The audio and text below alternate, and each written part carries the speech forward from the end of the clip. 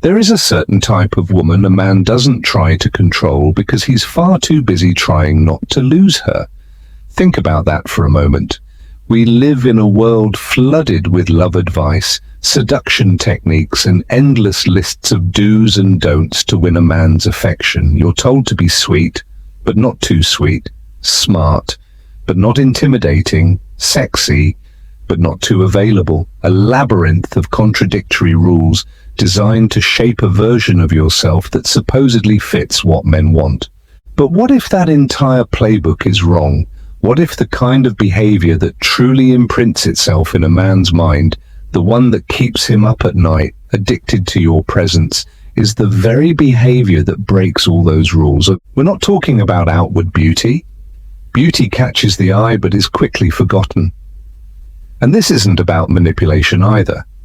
Tricks might work in the short term, but leave a bitter aftertaste. We're talking about something much deeper. A type of energy, a presence that some men describe as dangerous. Why dangerous? Because it's unpredictable, untamable, and most of all, because it cannot be possessed. What does this woman know that others don't? What does she do, or more importantly, what does she not do, to trigger this chaotic attraction? Why can a man meet 10 seemingly perfect women and forget them the next day, but never the one who doesn't seem to need him? This is where most go wrong. They believe they must offer a man security and comfort in order to keep him. But what if I told you that what truly makes him addicted is a very specific kind of uncertainty? Not your insecurity, but his, a subtle, constant sense that you are a free spirit, a treasure he stumbled upon, but one that could disappear at any moment. The fear of losing you doesn't trigger anxiety, it becomes the engine of his desire. In the next few minutes, I won't give you cheap advice from magazines. We're going to do something far more exciting. We'll break down the mechanism of male desire and reveal the critical part no one has ever shown you, the quiet authority of a woman who belongs to herself, a woman who, within herself, is an entire kingdom. Get ready, because what you're about to discover won't just change the way others see you, but more importantly, the way you see yourself. To understand this energy, we first have to face an uncomfortable truth head on. Most relationships don't end because of grand betrayals or dramatic arguments. They die slowly, of boredom, predictability, and a quiet erosion of admiration and desire. They die when one person becomes nothing more than furniture in the other's life, useful, comfortable, but no longer exciting. And the trigger for that erosion is almost always the same, the shift from privilege to option. What does that mean in concrete terms? It means you go from being the person whose messages made his heart race to the one he replies to tomorrow. From the main plan for Friday night to the backup in case nothing else works out. It's the difference between a man who tries to be part of your world and one who expects you to dissolve into his. And here's the million-dollar question. What makes that difference? What is that quality, that elusive attitude that elevates a woman from interesting to unforgettable? As I said, it's not her resume, not her bank account, and, cliché as it may sound, not the symmetry of her face. It's a specific energy she radiates, a frequency she moves on, one that men subconsciously perceive as absolutely irresistible, and yes, in a strange way, intimidating. Irresistible because she is authentic. In a world full of masks and people-pleasing, she is a beacon of realness. She doesn't need validation, she's already given it to herself. Intimidating because her happiness doesn't depend on him. And for a man used to being the center of his partner's universe, that's a real challenge to his ego. Her calm and self-sufficiency send a clear message. My world is fascinating with you in it, but if you leave, it still will be. This attitude isn't a threat, it's a fact. And it is precisely this emotional independence that paradoxically draws him in even more. The promise I'm making to you in this video is this: we will identify this energy, analyze it, and learn how to cultivate it. This is not about pretending to be disinterested. Pretending is weakness. It's about developing such a deep interest in your own life that your energy becomes naturally magnetic. We'll explore why the male instinct, shaped by millennia of hunting and challenge, reacts so intensely to this kind of woman. And you'll understand why being dangerously seductive has nothing to do with danger and everything to do with self-respect. To understand the source of this power, we need to travel to the center of man's inner conflict. It is a duality as old as humanity itself, a constant battle in every man's mind, even if most are unaware of it. On one side is his desire for stability, for peace, for a safe harbor. It's the part of him that wants a companion, a home, a routine that brings order and calm. It's the logical, rational desire. The voice that whispers, "Here, you are safe."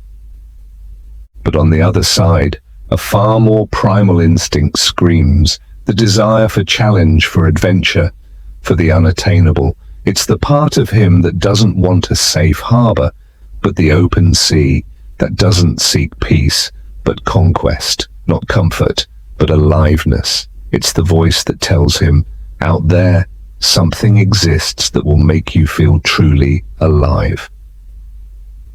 Most women, usually unconsciously, appeal to only one side of this inner duality in a man. Think of the archetype of the nice woman, the obedient partner. She is the embodiment of the safe harbor. She offers comfort, agrees with him, adjusts her schedule to his, softens his problems. Her love is a balm, and in the beginning that is incredibly attractive to a man. It's easy, pleasant. He feels like the king of a peaceful, predictable castle. No drama, no friction. His rational mind gives her full marks. But then a different kind of energy appears. She's not a rival in the traditional sense. In fact, she barely seems to be competing at all. It almost feels like she hardly notices him. She is a woman with what we call queen energy. She doesn't offer a man a safe harbor because she is the open sea. She doesn't offer him a castle because she's too busy building her own empire. She doesn't shape her life around his. She invites him in, but only if he proves himself worthy of being part of hers. Her love is not a balm that soothes him. It's a fire that challenges him to grow. She doesn't automatically agree with him. She shares her honest opinion even when it contradicts his. And here's where the inner conflict within the man explodes.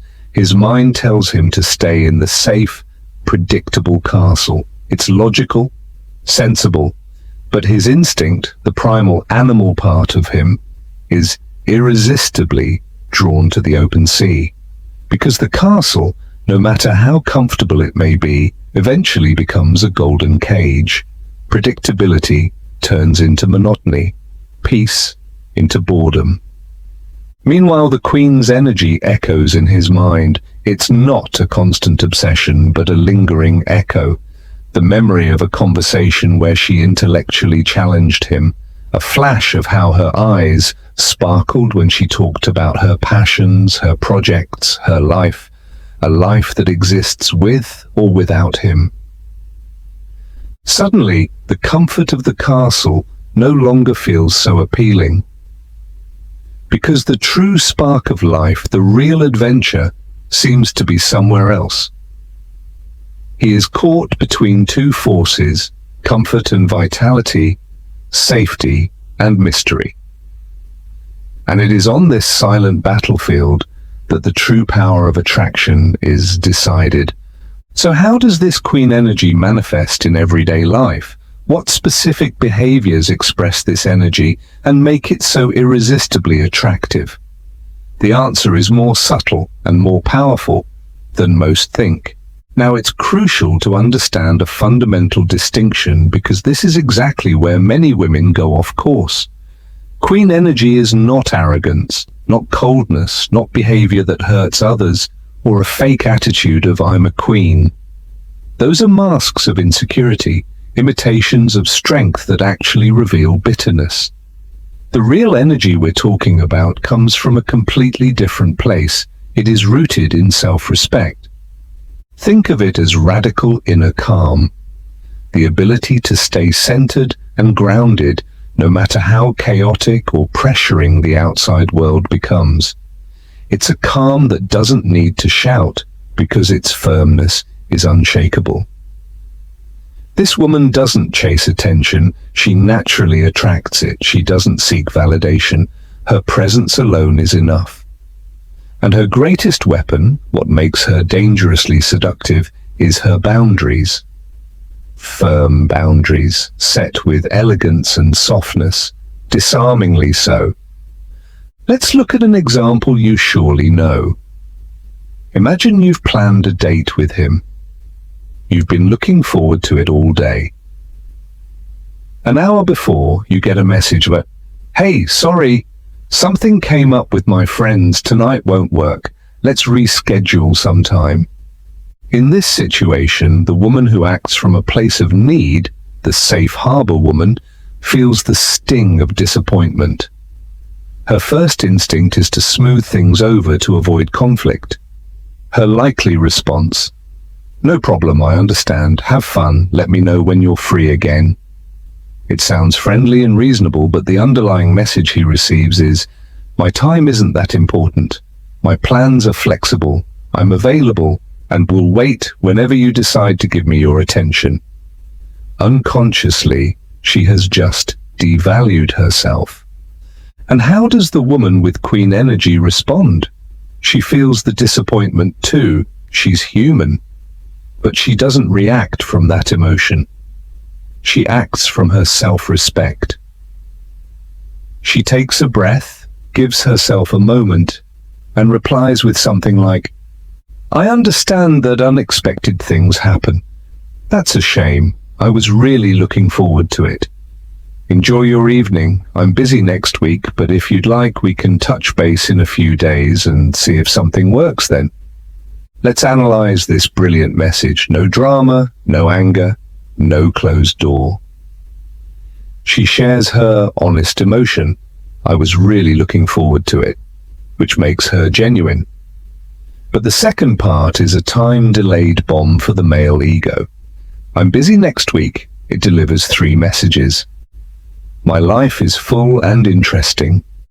"Your decision to cancel has real consequences. You lose access to my time." It's now on you to propose a new plan, and this is where male psychology becomes fascinating and contradictory. In that moment, he feels a mix of frustration. "What do you mean she doesn't have time for me?" Panic. "Maybe I messed up." And above all, respect. He just encountered a boundary, gracefully but firmly set. He realizes she is not a backup plan. And suddenly, this meeting he cancelled so casually becomes valuable. Now it's something rare. And his hunting instinct, perhaps asleep, reawakens. This dynamic plays out in 1,000 other examples. When she doesn't reply to a midnight, "What are you doing?" message. When she's unafraid to express a differing opinion. When she chooses a night out with her friends or her workout session over his spontaneous plan. All these small actions, which may seem selfish, are in fact expressions of self-respect. And then he begins to understand that he's dealing with a completely different kind of relationship, one where the usual rules no longer apply. He realizes her attention, her time, her approval are not guarantees. They are things that must be earned. And in exactly that moment of powerlessness and fascination, his mind experiences a turning point, a brutally simple truth that changes everything. And there, at that crossroads of frustration and respect, the male mind short-circuits. The script he knew, the one that had always worked, suddenly doesn't work anymore. The comfort once offered by the safe harbor now feels dull, almost childish. The woman who gave him everything without asking for anything in return no longer appears angelic, but rather like someone who doesn't value herself enough. And the other one, the one who meets him with graceful resistance, who shows him with every gesture that her universe does not revolve around him, begins to occupy massive space in his thoughts. And this is the moment where everything changes. The man comes to a revelation, a truth so simple and obvious, yet long buried under layers of ego and social expectations. And that truth is, there is a difference between liking a woman and admiring her. He may like the woman who laughs at all his jokes, but he admires the one who challenges him with a smile. He may like the woman who cancels her plans to see him, but he admires the one who makes him rearrange his own schedule to spend time with her. He may like the woman who always agrees with him, but he admires the one who defends her opinions with such passion that he feels compelled to grow wiser himself. The brutal realization that hits him like a wave is this: superficial liking and fleeting attraction are born from liking, but deep desire, emotional attachment, real and lasting love are born only from admiration. Respect is not a bonus ingredient of desire, it is the main ingredient. Respect is the oxygen of long-term attraction. Without it, every fire of passion eventually goes out. He realizes that the woman who made everything easy for him offered a cheap kind of love, a love born out of convenience. But deep down, a man doesn't want something cheap. He wants something valuable, something that costs something, something that requires effort, not because he's a masochist, but because winning something valuable affirms his own worth. And then it hits him: a man can play with a princess, visit her castle, enjoy her loyalty, and feel powerful. He can be the center of her small, predictable world, but he only kneels before a queen.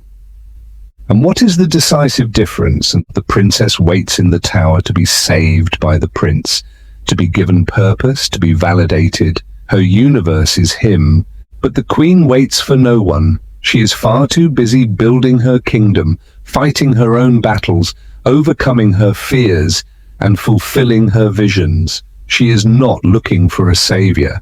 She is looking for an equal, a king to rule beside her. When a man truly understands this, his emotional compass changes forever. He stops looking for a girl who needs him and starts looking for a woman who doesn't need him, but still chooses him again and again. And here comes the question hanging in the air. How does one become that queen? How does one leave the role of the princess behind? How does one build an inner kingdom so radiant and magnetic that it changes everything? This is not a switch. It is a process, a decision you make every single day. And that process is rooted in the active construction of your own kingdom. This phase has nothing to do with him and everything to do with you, and it rests on 4 pillars. First pillar: define your mission. A queen has a purpose greater than herself. Ask yourself honestly, if love suddenly disappeared, where would your energy go? To your career, to learning a language, writing a book, fitness? It doesn't matter what it is. What matters is why. This mission is your gravitational center. A man who sees a woman with a mission instantly realizes he will never be the center of her world, and that very thought inspires him. Second pillar: build your fortress. This is your emotional, social, and financial independence. It's the friends who were there before and will be there after him. It's your own income, your ability to solve your problems, Being dependent on a man means handing him the keys to your kingdom. Third pillar, master the art of joyful solitude. There's a massive difference between being alone and feeling lonely. The princess fears silence because that's when she hears the emptiness. The queen loves it because that's when she meets herself. Enjoy your own company, go to the movies alone, travel alone, read alone, show the world that your happiness comes from within. Fourth pillar, carve your laws in stone. These are your non-negotiable principles. Write down 3 to 5 rules that no one may break if they want to be part of your life. For example, I do not tolerate disrespect. These are not wishes, they are laws. And hold to them, no exceptions. My time for my passions is sacred. I don't accept vague or inconsistent communication. These laws are your constitution, and here comes the crucial part. You don't need to announce them. You need to live them. When someone violates one of your laws, you don't create drama. You simply, with radical calm, act on it. And that action is often the withdrawal of your time and attention. And yes, fear will show up. Of course it will. What if I set boundaries and he leaves? But that's the wrong question. The right question is, why would I ever want a man in my life who is incapable of respecting my most basic values? Your queen energy, your boundaries, are not rejection. They are the most effective filter there is. They repel the boy who's looking for a mother, the insecure man seeking validation, and the lazy one who wants a servant. And they attract only one type of man, the one who is not intimidated by your power, but inspired by it. The one who's not looking for a princess to save, but a queen to build with. It's fascinating how all of this works. We began in search of the key to the male mind, and ultimately discovered that the key was never meant for his door, it was meant for ours. The goal was never to become the object of his desire. The goal was, and always will be, to become the subject of our own life. The behavior that men find dangerously seductive is not a seduction technique. It's a side effect. It's the scent that lingers from a woman deeply in love with her own life, who is at peace with her solitude, and who has turned her existence into a work of art.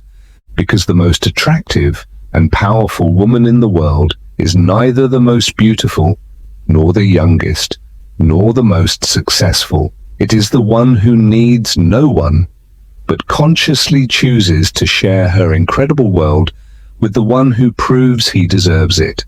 Let's analyze that sentence because it holds the essence of everything. Needing no one does not mean being isolated or incapable of love, and it means your happiness, your confidence, and your inner peace are not for sale and do not depend on outside validation.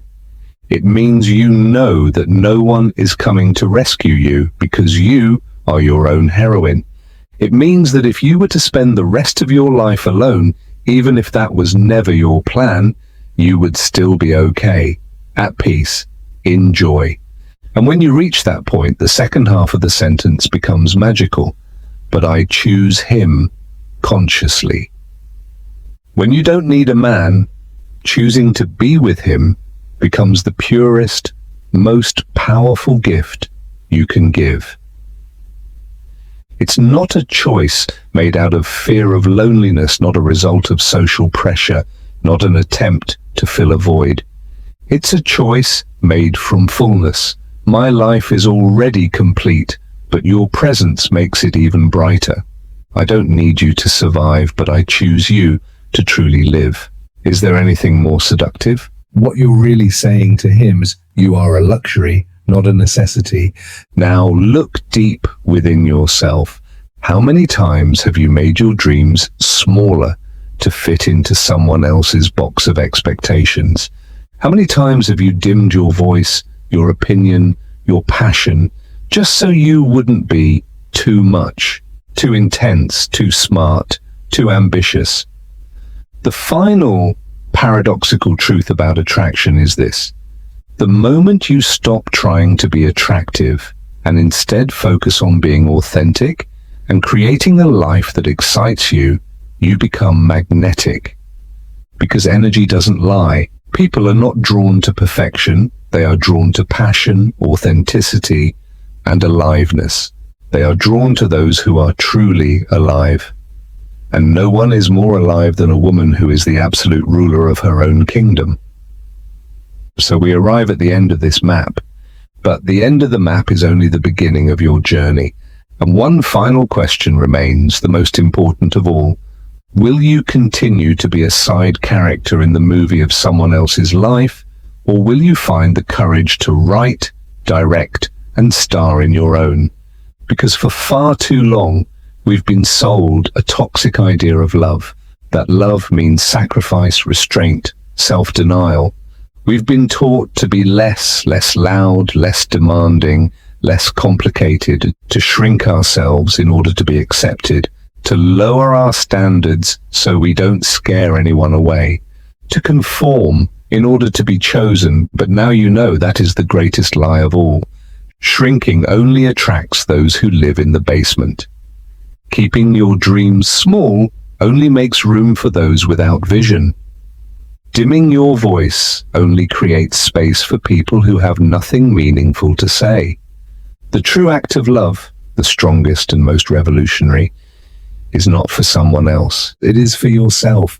It lies in the decision that you will never again betray the woman you truly are, just to become the version someone else wants to see in you.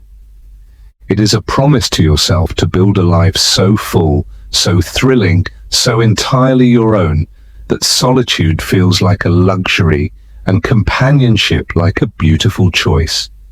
Because at the end of the day, the goal is not to find the perfect man, but to become a woman so complete, so strong and so free, that any man who enters her life must be extraordinary to be worthy of staying. So don't lower yourself to fit into his life. Raise your life so high, so radiant, so bold, that he dreams of being part of it every single night. Here we don't deal in cheap tricks. Here we build royal spirits. If you feel this message resonate within you, if you believe in the power that comes from self-respect, then you've found your place. Join us and become part of a community of women who don't wait. They build.